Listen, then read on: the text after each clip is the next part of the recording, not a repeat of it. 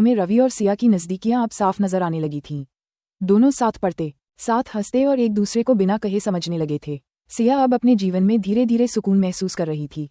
उसकी मुस्कान लौट आई थी और रवि के साथ बिताए हर पल में वो खुद को मजबूत महसूस करती थी।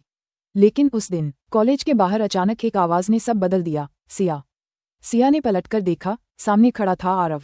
एक नाम जो सिया की जिंदगी में एक अधूरी कहानी बनकर छूट गया था। सिया की सांसें रुक सी गईं। वो कुछ पल तक कुछ कह ही नहीं पाई। आरव, उसका स्कूल टाइम बॉयफ्रेंड, जिससे कभी उसने बहुत प्यार किया था, पर जिसने उसे एक दिन बिना वजह छोड़ दिया था। रवि वहीं पास में खड़ा था। उसने सिया की आंखों में हलचल देख ली। हाय सिया, कैसी हो? आरव ने सहज होकर पूछा। सिया ने खुद को संभालते हुए जवाब दिया, ठीक हूँ। आरव की नजरें रवि पर गईं। ये रवि, मेरा दोस्त, सिया ने कहा। रवि ने शिष्टता से मुस्कुराकर सिर हिलाया। आरव ने बात आगे बढ़ाई।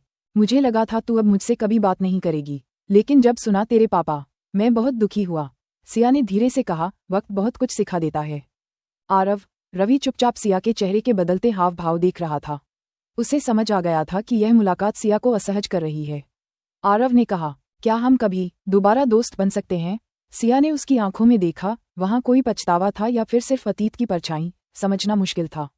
उसने जवाब दिया, दोस्ती वक्त पर निर्भर करती है, और हमारा वक्त बीत चुका है। आरव कुछ पल चुप रहा, फिर मुस्कुराकर बोला, शायद तू सही कह रही है। फिर भी अगर कभी बात करने का मन हो, ये मेरा नंबर है। उसने एक कागज रवि की ओर बढ़ाया, पर रवि ने उसे सिया की तरफ इशारा कर दिया।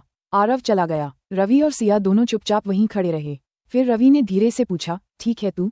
सिया ने एक लंबी सांस ली। हाँ, पर कुछ यादें इतनी गहरी होती हैं कि सामने आते ही दिल थोड़ी देर के लिए रुक जाता है।